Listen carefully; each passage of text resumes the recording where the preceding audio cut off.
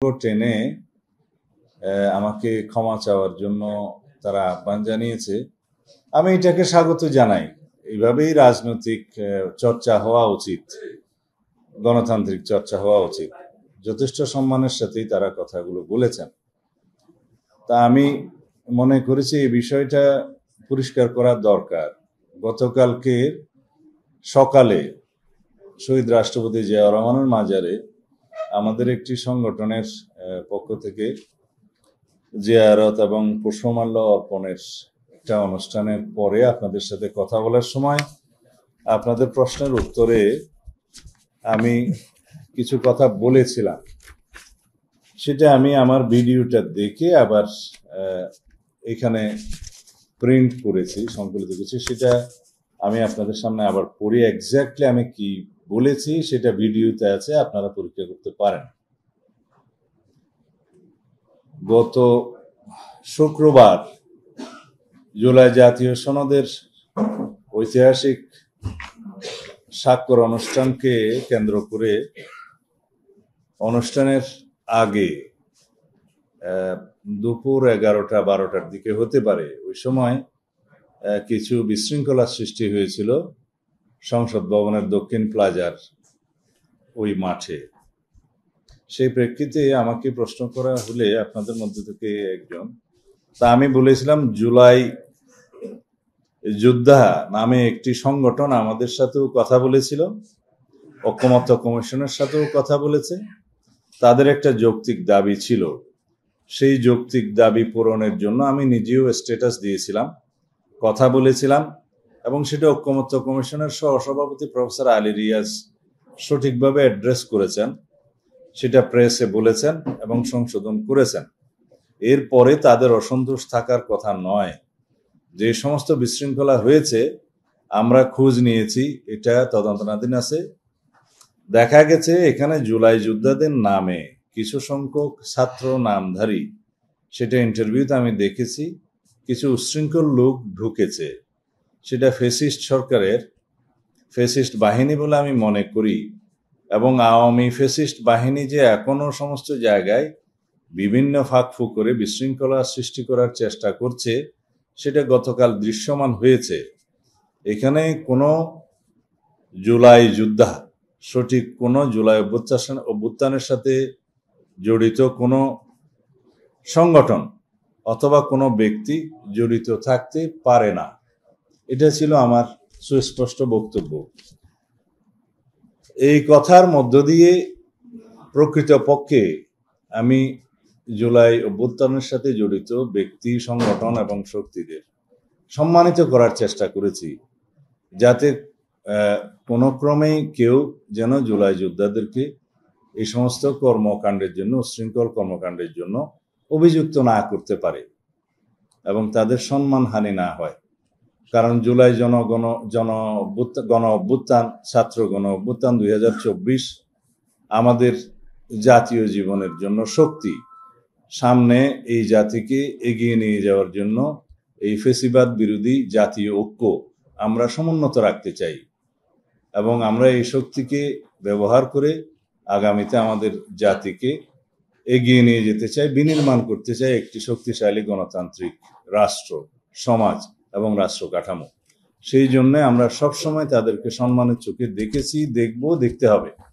জুলাই গণ অভ্যুত্থানের, ছাত্র গণ অভ্যুত্থান 2024-এর ভূমিকা আমাদের জাতীয় জীবনে একটি লিডিং ফোর্স, ড্রাইভিং ফোর্স, আমাদের জাতিকে এগিয়ে নিয়ে যাওয়ার জন্য একটি শক্তি, আমাদের ফ্যাসিবাদ বিরোধী জাতীয় ঐক্য। এর মধ্যে কোনো রকমের কোনো কলঙ্ক, দাগ স্থাপন হোক, সেটা আমরা কখনোই চাইতে পারি না। যে কোনো বিষয়ে বক্তব্য দেওয়ার সময় আমরা যেন এই বিষয়ে সাবধানতা অবলম্বন করে আমরা নিজেরা এবং সবাইকে সে আহ্বান জানাবো। এই প্রেক্ষিতে বাংলাদেশ জামায়াত ইসলামীর সম্মানিত আমির একটি স্ট্যাটাস দিয়েছে, আমি দেখলাম। তাতেও তিনি আহ্বান জানিয়েছেন যে জুলাই যোদ্ধাদের ফ্যাসিবাদের দূষণ নামে অবহিত করে বক্তব্য দেয়া উচিত নয়। সেই বক্তব্যের সাথে আমি একমত, এবং সেই বক্তব্যকে ধারণ করা আমাদের সকলের উচিত, তাদেরও উচিত।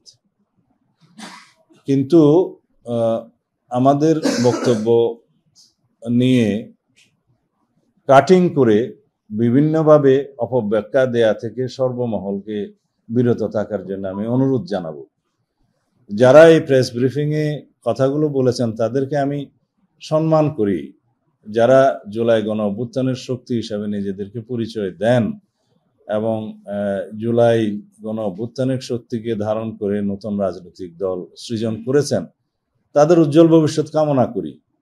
কারণ জাতীয় জীবনে আমরা মনে করি এই নতুন প্রজন্মের নেতৃত্বকে আমাদেরকে এগিয়ে দিতে হবে এই জাতির প্রয়োজনে। তারাই ভবিষ্যতের রাষ্ট্রনায়ক, তারাই ভবিষ্যতে এই রাষ্ট্র পরিচালনা করবে। গণতান্ত্রিকভাবে বাংলাদেশকে এগিয়ে নিয়ে যেতে তাদের অবদান অপরিসীম এবং ভবিষ্যতেও তারা সেই গণতান্ত্রিক চর্চাকে অব্যাহত রাখবেন বলে আমি বিশ্বাস করি। আমি মনে করি না বিকৃত করা হয়েছে, তবে আংশিক বক্তব্যটা কাট করে তারা কথা বলেছে বলে আমার মনে হয়।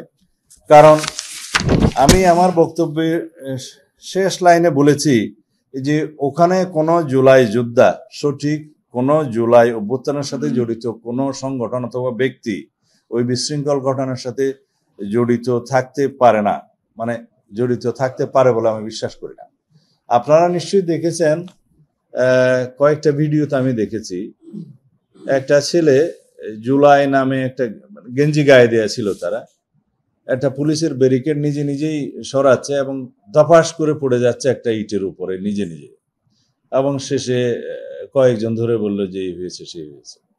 আর একজন ছেলে দেখলাম যে নিজে নিজেই পড়ে গিয়ে বলছে যে আহত হয়েছে এবং তার পায়ে সিটি স্ক্যান লাগবে, এবং বলছে যে সে এসএসসি পাস করছে এমসি কলেজ থেকে সিলেট। তো এই বক্তব্যগুলো আসলে বয়সের কারণে অনেকেই আবেগে হয়তো অনেক কথা বলেছে, আমি সেটা নিয়ে ক্রিটিসাইজ করতে চাই না। আমি শুধু আহ্বান জানাবো যে আমাদের তরুণ প্রজন্ম যারা জুলাই গণ অভ্যুত্থানের সাথে জড়িত, যারা জীবন দিয়েছে, গুলির মুখে দাঁড়িয়েছে, তাদের সামান্য কিছু ভুল ত্রুটি থাকতেই পারে। সেটা আমরা রাজনীতিতে যেহেতু অনেক দিনের আমাদের অভিজ্ঞতা, আমরা সেই দৃষ্টিকোণ থেকে দেখি এবং আশা করি তারা এই সমস্ত ভুলভ্রান্তি থেকে মুক্ত হবে ভবিষ্যতে, এবং জুলাই গণ অভ্যুত্থানকে যাতে আমরা মানে কলঙ্ক মুক্ত রাখতে পারি সেইভাবে তারা ভূমিকা রাখবে। তারা আমাদের সন্তানের মতো, তারা কিছু কিছু ভুলভ্রান্তি করতেই পারে, সেটাকে আমরা এত সিরিয়াসলি নেই না। তাদেরকে সংশোধন হওয়া এবং তাদের অভিজ্ঞতা অর্জন করা এখনই সময়।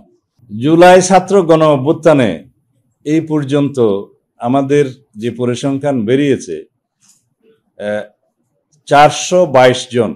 আমরা ছবি সহকারে আমাদের নেতা কর্মীদের তালিকা প্রকাশ করেছি। এই সংখ্যা আরো বেশি হবে যারা জুলাই ছাত্র গণ অভ্যুত্থানে নিজেদের প্রাণ বিসর্জন করেছেন, শহীদ হয়েছেন। দীর্ঘ 16 বছরের ফ্যাসিবাদ বিরোধী গণতান্ত্রিক আন্দোলনে বাংলাদেশ জাতীয়তাবাদী দলের যে ভূমিকা, যে সংগ্রাম, যে ত্যাগ করেছে, সেই রক্তের সিঁড়ি বেয়েই জুলাই গণ অভ্যুত্থান সংগঠিত হয়েছে। এখানে শুধু বিএনপি নয়, বাংলাদেশের ফ্যাসিবাদ বিরোধী গণতান্ত্রিক রাজনৈতিক দলগুলোর অবিরাম সংগ্রাম, আত্মত্যাগ, রক্তদানের মধ্য দিয়েই কন্টিনিউয়াসলি সেই রক্তের সোপানগুলো তৈরি হয়েছে।